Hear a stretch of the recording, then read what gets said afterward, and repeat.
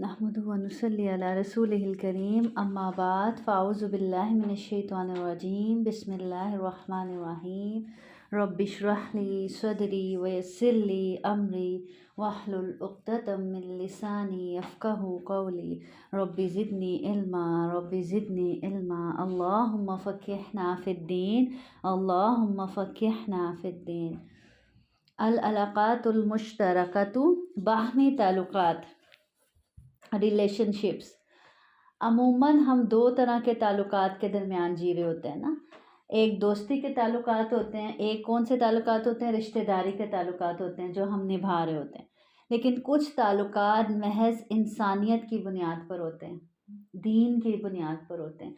जैसे कि अल्लाह रब्बुल इज़्ज़त कुरान में फरमाते हैं इन्नमल मुअमिनूना इख्वतुन फ़अस्लिहू बैना अख़वैकुम। मोमिन तो एक दूसरे के क्या हैं, भाई हैं, लिहाजा अपने भाइयों के दरमियान ताल्लुकात को दुरुस्त करो। तो मोमिन क्या है, एक दूसरे के भाई हैं। तो ये रिश्तेदारी हमारी कौन सी है, दीन की बुनियाद पर है, ईमान की बुनियाद पर है। तो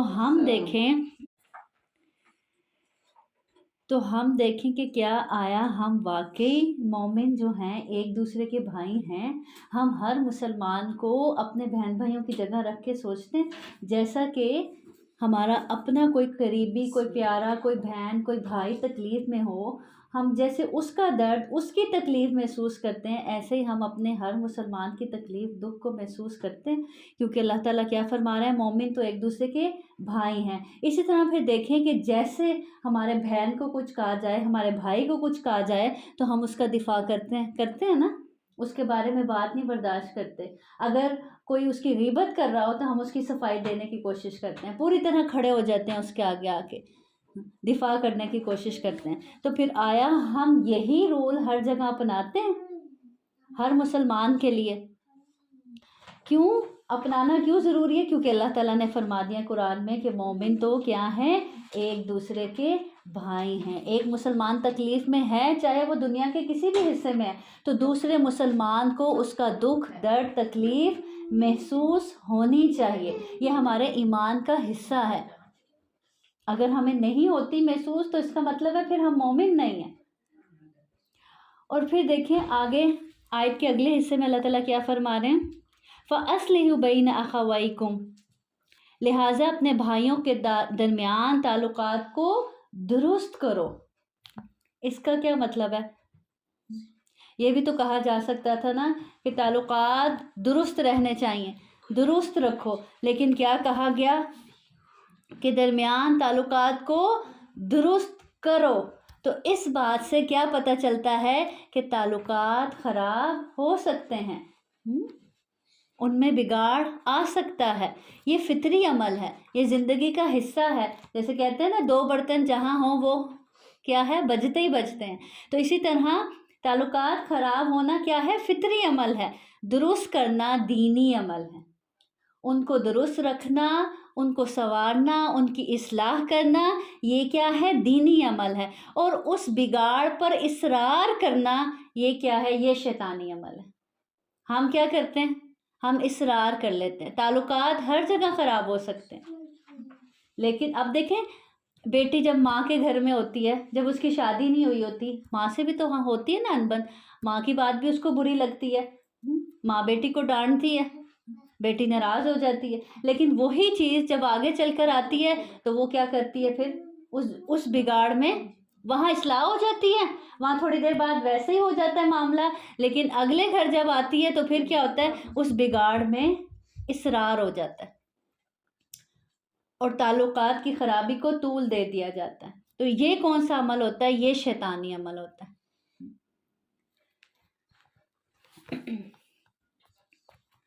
क़ाल अल्लाहु तआला रब्बना इग़फ़िर लना व लिइख़्वानिना अल्लज़ीना सबक़ूना बिल ईमान।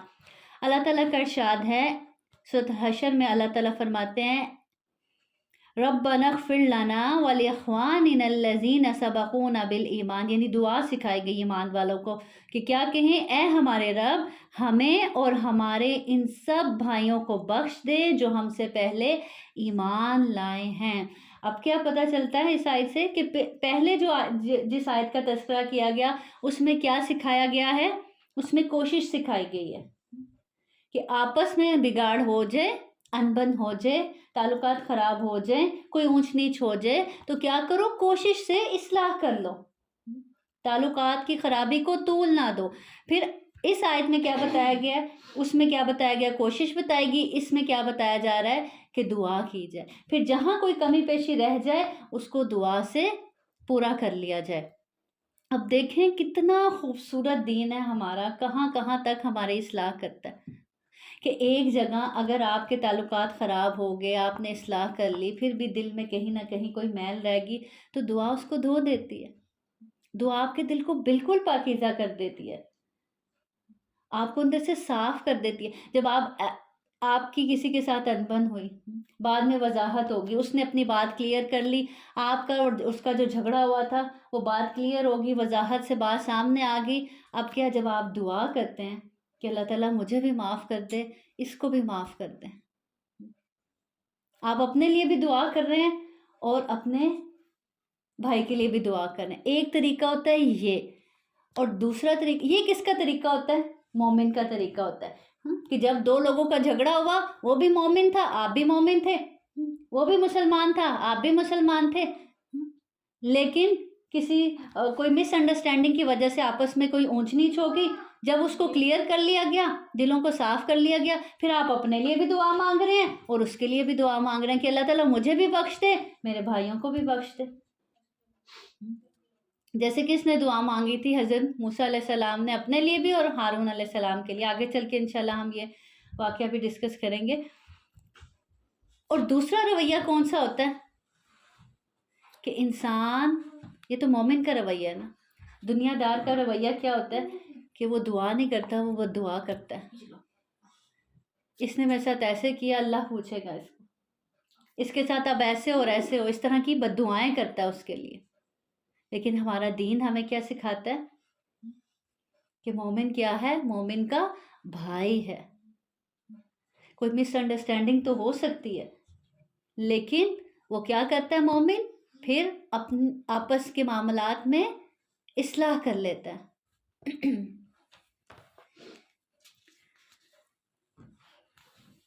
اب دیکھیں یہ بک کون سی ہے؟ اس نے اخلاق کی ہے نا۔ اب یہاں پہ باہمی تعلقات کا چیپٹر کیوں آ گیا کہ ایک شخص کا اخلاق اس کا دوسرے انسان کے ساتھ تعلق کی بنیاد پر ہی دیکھا جاتا ہے۔ ایسے ہی ہے نا، آپ جتنے مرضی میٹھے بن جائیں کسی کے سامنے، لیکن آپ کے اصل اخلاق کا تب پتہ چلتا ہے کہ آپ کو جب جج کیا جائے کہ اس کا فلاں کے ساتھ تعلق کیسا ہے، اس کا گھر والوں کے ساتھ تعلق کیسا ہے، اس کا سسرال کے ساتھ تعلق کیسا ہے، اس کا ماں باپ کے ساتھ تعلق کیسا ہے، اس کا دوسرے رشتہ داروں کے ساتھ کیسا تعلق ہے۔ اس تعلق کی بنیاد پر آپ پہچانتے ہیں نا کہ واقعی یہ بڑا اچھے اخلاق کا مالک ہے۔ ویسے تو میٹھا میٹھا کوئی بھی کسی کے ساتھ بول لیتا ہے، اصل اخلاق کا تو معاملات سے پتہ چلتا ہے نا۔ 2 منٹ کے لیے آپ کسی سے ملیں، آپ تو بہت اچھے سے مل سکتے ہیں۔ اصل تعلقات کا پتہ چلتا ہے، آپ کے اصل اخلاق کا پتہ چلتا ہے آپ کے تعلقات سے، کہ آپ کے لوگوں کے ساتھ تعلقات کیسے ہیں باہمی۔ حضرت ابو ہریرہ رضی اللہ عنہ سے روایت ہے کہ مومن مومن کا آئینہ ہے۔ آپ صلی اللہ علیہ وسلم نے فرمایا مومن مومن کا کیا ہے؟ آئینہ ہے، اور مومن مومن کا بھائی ہے۔ مومن مومن کا آئینہ ہے اور مومن مومن کا بھائی ہے، دونوں چیزیں لنک کرتی ہیں نا؟ کیسے لنک کرتی ہیں؟ ابھی پہلے بتایا تھا نا کہ مومن مومن کا بھائی ہے، بھائی بھائی کے لیے کیا کرتا ہے؟ دعا کرتا ہے، اس کے دکھ درد میں شریک ہوتا ہے، اس کی تکلیف دیکھ کے تڑپ پڑتا ہے، اور کسی کو اس کے خلاف بولنے نہیں دیتا، اس کا دفاع کرتا ہے۔ اور مومن مومن کا آئینہ ہے، اگر اپنے بہن بھائی کی کوئی غلطی ہوتی ہے اس کو نشر نہیں کرتا نا، اس کو دکھاتا ضرور ہے کہ تم اس کی اصلاح کر لو، لیکن اس کو چھپا لیتا ہے، لوگوں کے سامنے بیان نہیں کرتا۔ تو آئینہ بھی کیا کرتا ہے؟ یہی کام کرتا ہے۔ تو کتنے خوبصورت طریقے سے مثال دے کر سمجھایا جا رہا ہے کہ مومن مومن کا آئینہ ہے۔ آئینہ کیا کرتا ہے؟ آپ ریڈی ہو گئے، آپ ریڈی ہونے کے بعد نکلنے سے پہلے آئینہ دیکھتے ہیں نا، آپ کہتے ہیں ہاں بڑی اچھی لگ رہی ہے، پھر دیکھتے ہیں یہاں کچھ بلیک بلیک لگا رہ گیا، اب اس عیب کو کیا کہتے ہیں؟ لگا رہنے دیتے ہیں؟ نہیں، صاف کر لیتے ہیں نا، اور شکر ادا کرتے ہیں کہ آپ نے جانے سے پہلے کیا دیکھ لیا؟ آئینہ دیکھ لیا، آئینے نے آپ کو بتا دیا، ایک طرح سے آپ آئینے کا شکریہ ادا کر رہے ہوتے ہیں۔ تو جو مومن کا بھائی ہے، مومن کے لیے آئینہ ہے، تو وہ بھی اسی کو عیب دکھاتا ہے۔ اب وہ آئینہ یہ نہیں کرتا کہ آپ وہاں سے چلے گئے، اس کے بعد جو آئینہ دیکھنے آ رہا ہے وہ اس کو بتا رہا ہو کہ ہاں جو وہ گیا نا اس کے یہاں عیب تھا، نہیں بتاتا نا، اپنی میموری میں سٹور بھی نہیں کرتا، نہ آنے والے دوسرے انسان کو بتاتا ہے، بس اس شخص کو بتا دیا جس کے اوپر اس نے وہ عیب دیکھا تھا۔ تو مومن بھی اسی طرح ہوتا ہے، اگر وہ کسی اپنے بہن بھائی کے اندر کوئی ایسی برائی دیکھتا ہے، کوئی عیب دیکھتا ہے، اور وہ چاہتا ہے کہ اس کی اصلاح ہو، اور وہ چاہتا ہے کہ یہ اس کو اپنے اندر سے دور کر لے، تو وہ حکمانہ انداز میں اس کو بتا دیتا ہے، وہ صرف اسی کو بتاتا ہے، اس کے بعد نہ دل میں رکھتا ہے اور نہ ہی دوسرے لوگوں کو بتاتا ہے، دوسرے لوگوں میں نشر کرتا ہے، بالکل ایک آئینے کی طرح۔ تو ہم دیکھیں، میں اور آپ اپنے آپ سے پوچھیں کہ کیا ہم آئینہ ہیں؟ واقعی آئینہ ہے؟ مومن کا آئینہ ہے، دوسرے مومن کے لیے آئینہ ہے؟ اور پھر اس اینگل سے بھی سوچیں، اگر کسی دوسرے مسلمان بہن بھائی نے، کسی میری ساتھی نے مجھے میرا عیب بتا دیا، تو کیا واقعی میں اس کی شکر گزار ہوتی ہوں یا پھر غصے میں آ جاتی ہوں؟ آئینہ ہمیں ہمارا عیب بتاتا ہے، ہم آئینہ توڑ تو نہیں دیتے نا، اس کے شکر گزار ہوتے ہیں۔ تو پلٹ کے اگر کوئی ہمیں ہمارا عیب دکھا رہا ہے، ہم اس کی اصلاح کرنے کی بجائے، اس عیب کو دور کرنے کی بجائے اس سے جھگڑنے تو نہیں لگ جاتے؟ ہاں جی بھی تم کون ہوتے ہو مجھے بتانے والے؟ تو اس دونوں اینگل سے ہم نے اپنا جائزہ لینا ہے۔ اگر بتاتے ہیں تو کس نیت سے بتاتے ہیں کہ وہ اصلاح کر لے یا اس کو لیٹ ڈاؤن کرنے کے لیے؟ اور اگر کوئی دوسرا ہمیں بتاتا ہے ہمارا عیب، تو کیا ہم اس کو دور کرنے کی کوشش کرتے ہیں یا اسی پر بھڑک پڑتے ہیں؟ وہ اس کے نقصان کو روکتا ہے اور اس کے پیچھے اس کی حفاظت کرتا ہے۔ اس کے نقصان کو کیا کرتا ہے؟ روکتا ہے۔ مومن کا آئینہ ہے، وہ اس کے نقصان کو روکتا ہے۔ وہ نہیں چاہتا کہ جو عیب میں نے اپنے اس بہن بھائی میں دیکھ لیا ہے، اپنے اس ساتھی میں دیکھ لیا ہے، کوئی دوسرے اس کا مذاق بنائیں، کوئی دوسرے اس عیب کی وجہ سے دور ہو جائیں، اس لیے وہ خود ہی اس کی اصلاح کرتا ہے، اس کو بتاتا ہے کہ اس کو دور کر لو،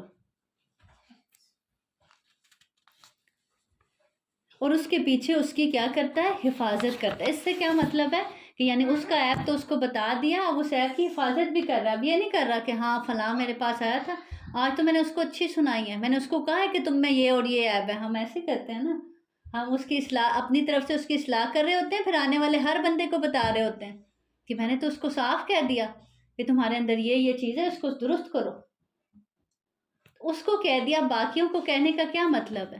تو اس حدیث میں یہی کہا جا رہا ہے کہ پھر اس کے پیچھے اس کی حفاظت بھی کرتا ہے، بالکل ایک آئینے کی طرح، کہ جیسے اپنی میموری میں سٹور نہیں کرتا، بس اس کو بتا دیا، ختم، ڈیلیٹ۔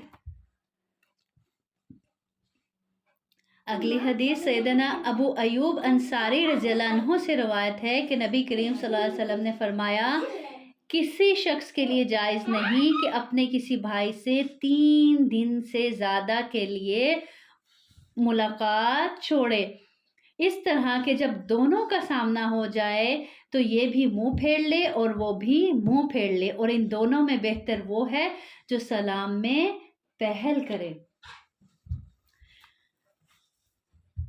اب کیا بات آگی کہ کسی شخص کے لیے جائز نہیں کہ اپنے کسی بھائی سے 3 دن سے زیادہ کے لیے ملاقات چھوڑے رکھے، یعنی 3 دن سے زیادہ، وہ جو پیچھے ذکر کیا تھا نا کہ تعلقات بگڑ سکتے ہیں، 2 برتن ہوں تو وہاں ضرور کھڑکتے ہیں، تو اسی طرح ایک گھر میں رہتے ہوئے، ایک جگہ رہتے ہوئے کوئی انبن ہوگی، کوئی کسی کی بات بری لگی، لیکن وضاحت ہونے پر کیا کر لینا چاہیے؟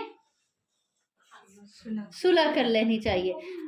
ایک حد دے دی گئی، ایک میعاد بتا دی گئی کہ اس سے زیادہ اس جھگڑے کو طول نہ دیا جائے۔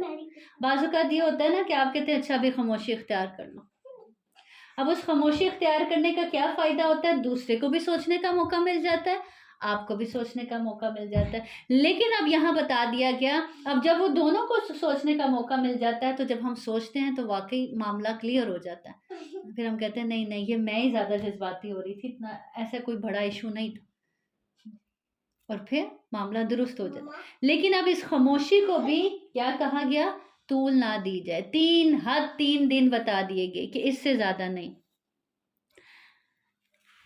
اس طرح کہ جب دونوں کا سامنا ہو جائے تو یہ بھی منہ پھیر لے اور وہ بھی منہ پھیر لے۔ اب ایسا نہ ہو کہ اب جھگڑا ہوا ہے، کسی بات پر ان بن ہوئی ہے، کوئی بات کسی کی بری لگی، کوئی تھوڑا بہت جھگڑا ہو گیا تو اب وہ سامنے آ رہا ہے تو منہ پھلا کے وہ ادھر جا رہا ہے، وہ ادھر جا رہا ہے، تو یہ ایک مومن کو چیز زیب نہیں دیتی۔ اور پھر کیا کہا گیا حدیث کے آخر میں؟ ان دونوں میں سے بہتر وہ ہے جو سلام میں پہل کرے، یعنی جو پہلے بلا لے، پہلے سلام کر لے۔ تو کیا بننا چاہتے ہیں؟ بہتر بننا چاہتے ہیں نا۔ ہم کہتے ہیں اس نے نہیں بلایا میں کیوں بلاؤں، ہم اس چیز میں اپنی برتری محسوس کر رہے ہوتے ہیں، اس چیز میں اپنا بڑا پن محسوس کر رہے ہوتے ہیں۔ حالانکہ بڑا پن کہاں ہے؟ اللہ کے ہاں درجوں کے اعتبار سے بڑا پن کہاں ہے؟ کہ جس نے پہلے پہل کر لی۔ تو ہماری کوشش کیا ہونی چاہیے؟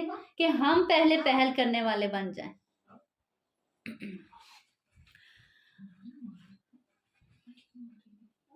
تو کیا ہوتا ہے کہ بعض اوقات دونوں اپنی جگہ سچے ہوتے ہیں، جو دو جھگڑا کرنے والے انسان ہوتے ہیں جن میں جھگڑا ہو گیا، انبن ہوگی، بعض اوقات دونوں اپنے جگہ سچے ہی ہوتے ہیں۔ مثال کے طور پر جیسے موسیٰ علیہ السلام گئے تھے نا کوہ طور پر، پیچھے کس کو چھوڑ کے گئے تھے؟ کس کو ذمہ دار بنا کے گئے تھے؟ حضرت ہارون علیہ السلام کو ذمہ دار بنا کے گئے تھے نا۔ اب جب واپس آتے ہیں اور دیکھتے ہیں قوم بچڑے کی پوجا کر رہی ہے تو ان کو پیچھے کی سچویشن نہیں پتا تھی، ان کا غصہ بھی اپنی جگہ کیا تھا؟ وجہ تھا، ٹھیک ہے۔ اب ہارون علیہ السلام کی بات بھی اپنی جگہ درست تھی کہ انہوں نے تو کوشش کی تھی لیکن وہ لوگ مانے ہی نہیں۔ اب جب موسیٰ علیہ السلام آئے اور انہوں نے آتے ہی یہ سچویشن دیکھی کہ میں گیا ہوں اللہ تعالیٰ سے احکامات لینے اور پیچھے انہوں نے اسی رب کے ساتھ شریک بنا لیا۔ اب جب ہارون علیہ السلام نے موسیٰ علیہ السلام کو کلیئر کیا کہ ایسا نہیں ہے کہ میں نے اپنی ذمہ داری ٹھیک سے نہیں نبھائی، میں نے بہت کوشش کی لیکن قریب تھا کہ یہ لوگ مجھے کیا کرتے؟ قتل کر دیتے۔ پھر جب بات کو سمجھا تو غصہ ٹھنڈا ہو گیا۔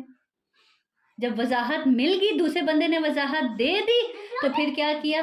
اللہ سے دعا مانگی، اللہم اغفر لی ولی اخی، اللہ مجھے بھی معاف کر دے، میرے بھائی کو بھی معاف کر دے۔ یہ ہوتا ہے مومن کا طریقہ۔ تو بعض اوقات ہمارا جس سے جھگڑا ہوا ہے یا جس کا ہم سے جھگڑا ہوا ہے، ہمیں نہیں پتا نا کہ وہ کس بات پہ مجھ پہ بھڑک، اگر وہ مجھ سے کس بات پر بھڑک اٹھا ہے تو اس کو پیچھے کی سچویشن نہیں پتا۔ اب جب میں پیچھے کی سچویشن اس کو وضاحت دے دیتی ہوں اس کی، تو پھر کیا ہونا چاہیے؟ اب پھر اس بندے کا فرض ہے جس نے جھگڑا شروع کیا تھا کہ وہ اس وضاحت کو ایکسیپٹ کر لے۔ اور مومن کا طریقہ یہی ہوتا ہے کہ وضاحت مل جانے پر پھر وہ کیا کرتا ہے؟ مان جاتا ہے، صلح کر لیتا ہے، اور پھر اپنے لیے بھی اپنے رب سے دعا کرتا ہے اور اپنے بھائی کے لیے بھی اپنے رب سے دعا کرتا ہے۔ اور اب اس وضاحت کے ملنے اور دینے میں 3 دن سے زیادہ کی دیر نہیں ہونی چاہیے۔ اور پھر جو پہلے پہل کرے گا صلح کرنے میں وہ کیا ہے؟ بہتر ہے۔ کس کے نزدیک؟ اللہ کے نزدیک۔ سیدنا ابو دردہ رضی اللہ عنہ سے روایت ہے کہ رسول صلی اللہ علیہ وسلم نے فرمایا، کیا میں تم کو بتا دوں وہ بات جو بہتر ہے روزے، نماز اور صدقے سے؟ انہوں نے کہا کیوں نہیں یا رسول اللہ؟ آپ صلی اللہ علیہ وسلم نے فرمایا، آپس میں صلح کرانا اور آپس کا فساد مون دینے والا۔ یعنی آپس کا فساد کیا ہے؟ دین کو مون دینے والا ہے۔ آپ کی ساری نماز، روزے، صدقات کو کھا جانے والا ہے، بہا لے جانے والا ہے آپس کا فساد۔ آپس کے تعلقات کو بہتر رکھنا، ان کی اصلاح کرنا، کس سے زیادہ بہتر ہے؟ نماز، روزے، صدقات، ان سب سے زیادہ بہتر کیا ہے؟ یعنی ان سب سے زیادہ بہترین چیز، افضل چیز کیا ہے؟ آپس میں اصلاح، آپ کے باہمی تعلقات درست ہو۔ نماز روزہ تو سبھی کر لیتے ہیں، آپ گھر میں بیٹھ کے نماز پڑھ لیں، روزہ رکھ لیں۔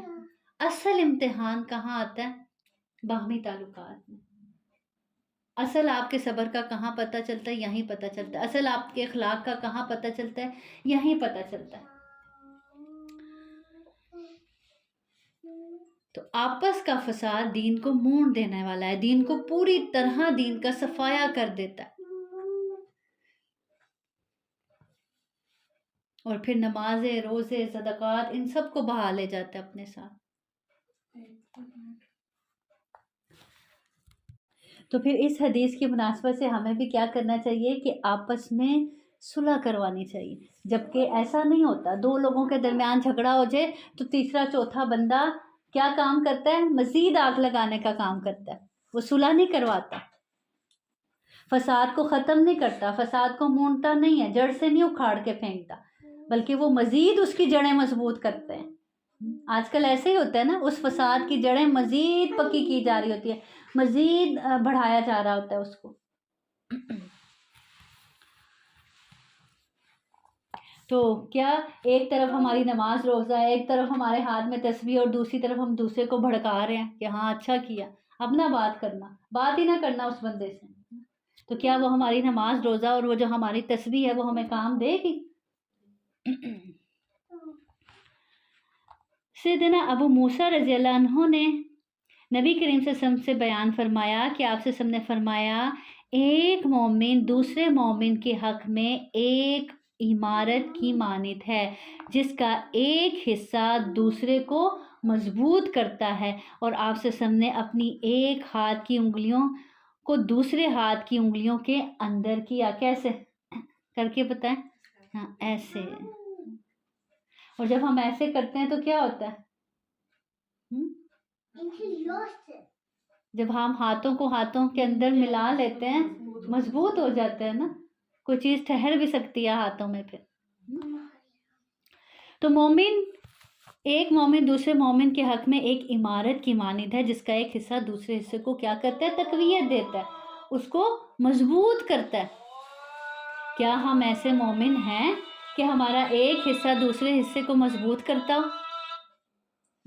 ایک تکلیف میں ہو تو دوسرا بڑھ کر اس کا سہارا بنتا ہو، وہ گرنے لگتا ہو تو وہ پکڑ کے اس کو تھام لیتا ہو؟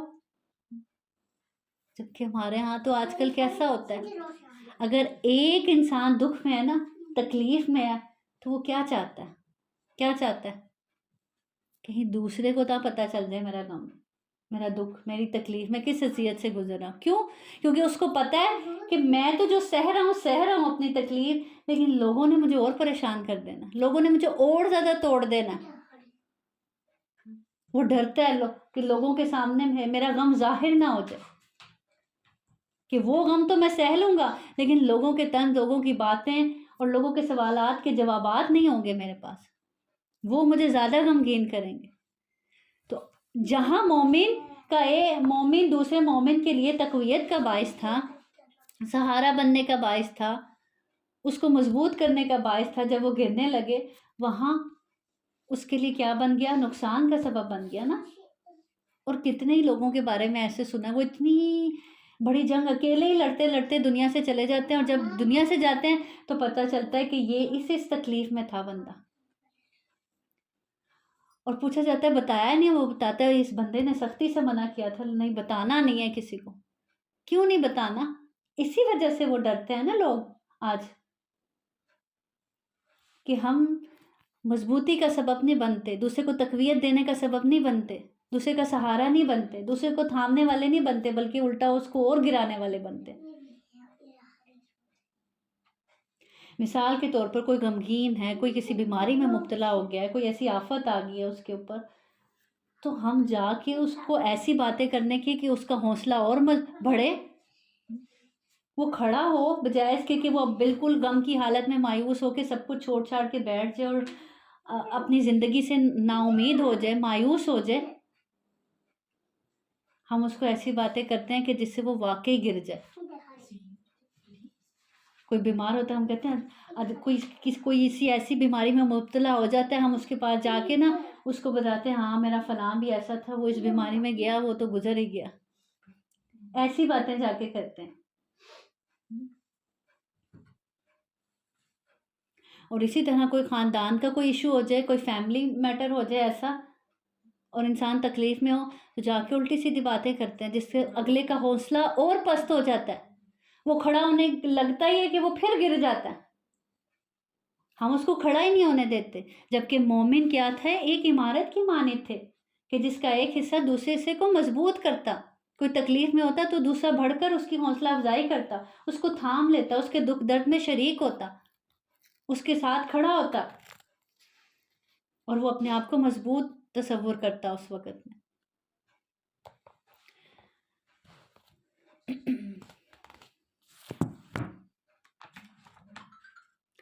سیدنا نعمان بن بشیر رضی اللہ عنہ سے روایت ہے کہ رسول صلی اللہ علیہ وسلم نے فرمایا تم مومنوں کو آپس میں ایک دوسرے کے ساتھ رحمت و محبت کا معاملہ کرنے اور ایک دوسرے کے ساتھ لطف و نرم خوئی میں ایک جسم جیسا پاؤ گے. کیا فرمایا آپ سے سب نے کہ تم مومنوں کو آپس میں ایک دوسرے کے ساتھ تعلقات میں کیسا پاؤ گے؟ رحمت و محبت کا معاملہ کرنے والے. اب ہم یہ پڑھتے جائیں اور سوچتے جائیں کہ آیا ہم ایسے ہیں؟ رحمت و محبت کا معاملہ کرنے والے اور ایک دوسرے کے ساتھ لطف و نرم خوئی میں ایک جسم جیسا پاؤ گے کہ جس کا کوئی ٹکڑا بھی تکلیف میں ہوتا ہے تو سارا جسم تکلیف میں ہوتا ہے، ایسی کہ نیند اڑ جاتی ہے اور جسم بخار میں مبتلا ہو جاتا ہے. آپ کے جسم کے کسی ایک حصے میں الرجک ہو جائے کوئی، کبھی ہوئی ہے کسی کے ہاتھ پاؤں کہیں بھی، اور وہ آپ کو اس پہ ایچنگ ہو رہی ہوتی ہے بہت زیادہ، اور اس خارش کی وجہ سے آپ کا دل گھبراتا ہے، آپ کی پوری باڈی میں بے چینی شروع ہو جاتی ہے، آپ ہائپر ہونے لگتے ہیں، آپ کا دل گھبرانے لگتا ہے، آپ نڈھال ہونے لگتے ہیں. حالانکہ کہاں ہے الرجی؟ کسی ایک جگہ پہ ہے حصے کی. ہوتا ہے نا ایسے. آج کی مثال دیکھ لیں، ہاں اتنا عجیب لگ رہا ہے یہ گلاسز لگے ہوئے. آپ کی آنکھ میں، حالانکہ دیکھا جائے تو ایک مائنر سی چیز ہے، لیکن پورا جسم الجھن میں ہے، تکلیف میں ہے، اس ایک چھوٹی سی تکلیف کی وجہ سے جسم کے ایک حصے کو تکلیف پہنچی ہے. اسی طرح کوئی چوٹ لگ جائے تب بھی ایسا ہوتا ہے، آپ کو بخار ہو جاتا ہے، سارا جسم تڑپتا ہے، آپ کے جسم کے اس حصے کے ساتھ آپ کی پوری باڈی پین فیل کرتی ہے. تو نبی کریم صلی اللہ علیہ وسلم نے فرمایا کہ مومن تو ایسے ہیں، ایک جسم کی مانند ہیں. ایک جسم کی مانند ہوئے تو ایک مومن کو تکلیف ہوئی تو سارے مومن تڑپنے لگ گئے. کیا خوبصورت منظر ہے کہ ایک مومن کو تکلیف ہو اور سارے تڑپنے لگ جائیں. سارے اس درد کو محسوس کریں اپنے اپنے طریقے سے. اور بخار میں کیا ہوتا ہے؟ بخار میں پوری باڈی آپ کی تڑپ رہی ہوتی ہے، جسم کا ایک ایک حصہ، ایک ایک پور دکھ رہا ہوتا ہے. تو کیا پتہ چلتا ہے کہ مومن تو اس جسم کی مانند تھے.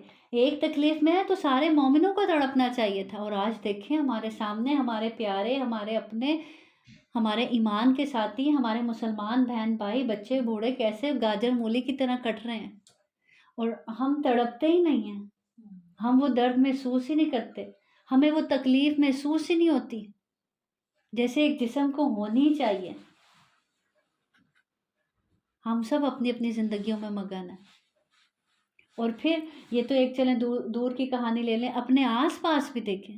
ہم کسی کو تکلیف میں دیکھتے ہیں تو ہم کہتے ہیں اچھا اب ہم کیا کر سکتے ہیں، بس سرسری سا کہہ کے کہ اللہ رحم کرے، سرسری سا بس زبانی کہہ کے، دعا بھی دل سے تڑپ سے نہیں نکلی. اگر کچھ کر نہیں سکتے دعا تو کم از کم دل کی تڑپ سے نکلنی چاہیے نا. وہ درد تو فیل ہونا چاہیے نا جسم میں. اپنے ہاتھوں سے کچھ نہیں کر سکتے تو کم از کم وہ تڑپ تو محسوس ہونی چاہیے نا، وہ بے چینی ہمیں بھی تو محسوس ہونی چاہیے نا.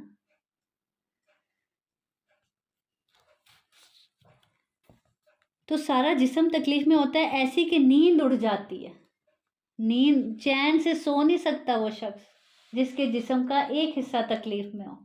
ہاں، تو کوئی ایک مومن تکلیف میں ہو تو ہم کیسے چین سے سو سکتے ہیں؟ ہم تو ایسے چین سے سوتے ہیں کہ ہم تو پھر نمازیں بھی قضا کر رہے ہوتے ہیں. ہاں،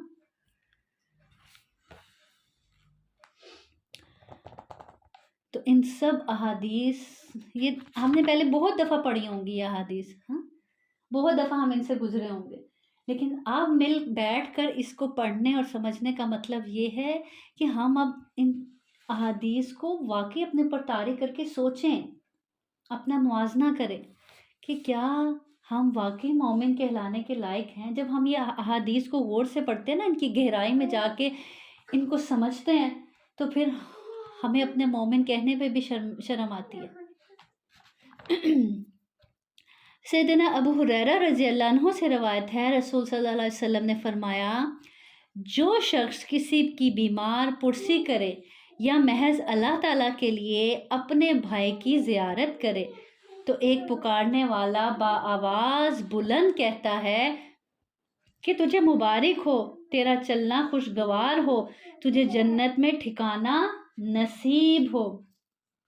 یہ کس کو کہا جا رہا ہے؟ جو شخص کسی کی بیمار پرسی کے لیے گیا، لیکن شرط یہ ہے کہ گیا کس لیے تھا؟ کس لیے گیا تھا؟ آپ کسی کی عیادت کے لیے جاتے ہیں، کس لیے جاتے ہیں؟ اس کو ہمت دینے کہ وہ ٹھیک ہو جائے گا. ہاں، اور دل میں کیا کیا نیتیں ہوتی ہیں، کیا تڑپ ہوتی ہے، کیا ہوتا ہے دل میں آپ اٹھ کے چلے جاتے ہیں؟ احساس ہوتا ہے کہ وہ دکھ میں ہے، اس وقت تکلیف میں ہے، میں اس کے پاس جاؤں، اس کو تسلی دوں، اس کو دلاسا دوں، اس کے لیے کچھ کروں. ہم تڑپ رہے ہوں کہ وہ تکلیف میں ہے، میں دیکھوں جا کے اس کو. اور دوسرا کس لیے؟ اللہ کی رضا کے لیے. اس لیے نہیں کہ کل میں بیمار ہوئی یا خدا نہ خواستہ میں کسی تکلیف میں ہوئی تو وہ آنا چاہیے، وہ نہیں آیا تو پھر ہم گلا کریں. میں تو فوراً چلی گئی تھی، اپنے سارے کام چھوڑ کے، بچوں کو چھوڑ کے میں تو بھاگ گئی تھی. اور اس کو دیکھو آج اتنے دن ہو گئے، اس نے سنا بھی، اس کو پتا بھی، پھر بھی وہ نہیں آیا، فون کر کے بھی نہیں پوچھا. یہ باتیں کرتے ہیں نا، تو اس کا کیا مطلب ہوتا ہے کہ ہم نے وہ اللہ کے لیے نہیں کیا تھا، وہ ہم نے پھر دنیا کے لیے کیا تھا، یہیں پہ ریٹرن لینے کے لیے کیا تھا، یہیں پہ ریوارڈ لینے کے لیے کیا تھا، اللہ کے لیے نہیں کیا تھا. اور جو اللہ کے لیے کرتا ہے اس کے لیے یہ اجر ہے کیا کہ ایک پکارنے والا بآواز بلند کہتا ہے کہ تجھے مبارک ہو. اس انسان کو کیا دی جا رہی ہوتی ہے؟ مبارک دی جا رہی ہوتی ہے. کیا کہا جا رہا ہوتا ہے؟ کہ تجھے مبارک ہو، تیرا چلنا خوشگوار ہو. جو تو چل کے گیا ہے نا، وہ تیرا چلنا خوشگوار ہو اور تجھے جنت کا ٹھکانہ نصیب ہو. یعنی فرشتہ اس کے لیے دعا کرتا ہے. اسی طرح ایک اور حدیث میں آتا ہے، نبی کریم صلی اللہ علیہ وسلم نے فرمایا، مسلمان جب اپنے مسلمان بھائی کی عیادت کرتا ہے تو واپس آتے تک وہ بہشت کے باغ میں رہتا ہے، یعنی جنت کے باغ میں رہتا ہے. جتنی دیر انسان بیمار کے پاس بیٹھے اسے تسلی دے رہا ہے، اس کی عیادت کر رہا ہے، اس کا دکھ سن رہا ہے، اس کو تقویت دے رہا ہے، اس کو کھڑا کرنے کا سبب بن رہا ہے. بعض اوقات آپ نے دیکھا کہ آپ کسی ڈاکٹر کے پاس جاتے ہیں، الٹا آپ بیمار ہو کر آ جاتے ہیں. کیوں؟ وہ جیسے جو پہلے تکلیف ہوتی ہے وہ بڑی ہوئی محسوس ہو رہی ہوتی ہے. کیوں؟ کیونکہ وہ ڈاکٹر آپ کو ڈرا دیتا. اور بعض اوقات کسی اور ڈاکٹر کے پاس جاتے ہیں آپ، لیکن واپس آتے ہیں آپ کو لگتا ہے کچھ ہے ہی نہیں، تکلیف تھی نہیں. کیوں؟ کیونکہ وہ آپ کو تسلی دیتا ہے، وہ آپ کو ڈراتا نہیں ہے.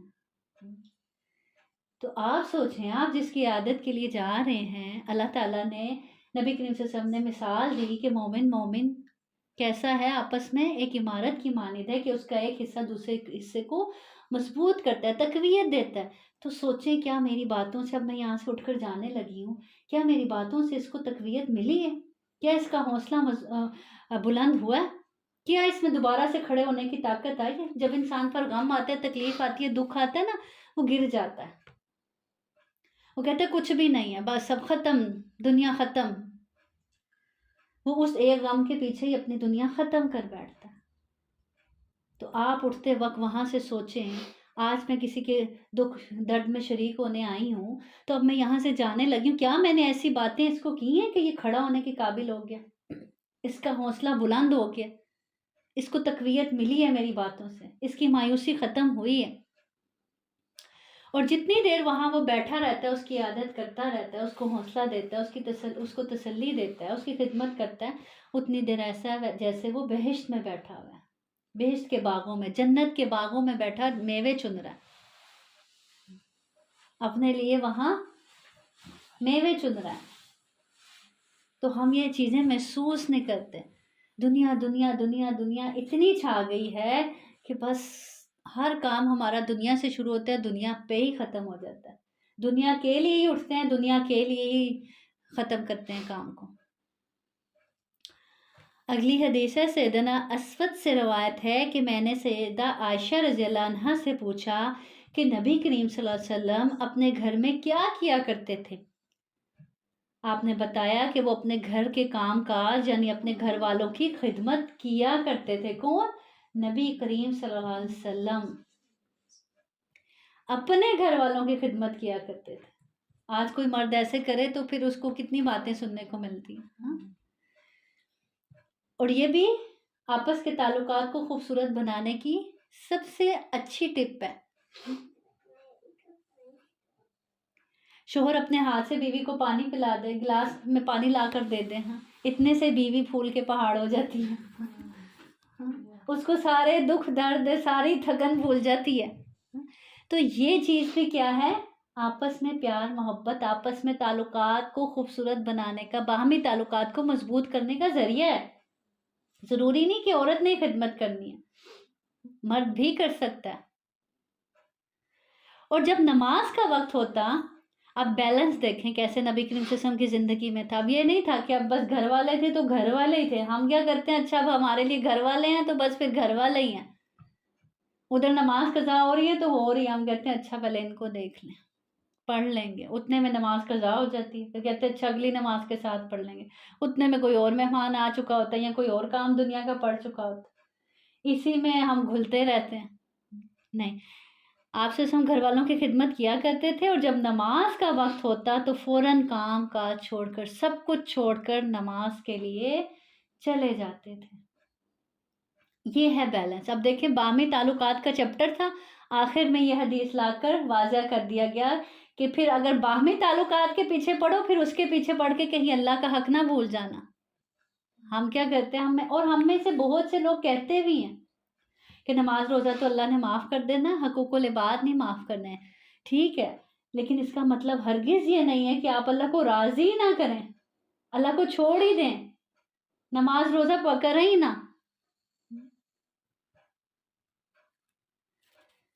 اور اکثر لوگ اسی لیے نماز نہیں پڑھتے، وہ یہی بات کہتے ہیں۔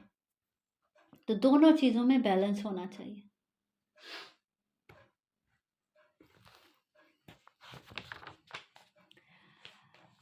تو کیا پتہ چلتا ہے اس چیپٹر سے؟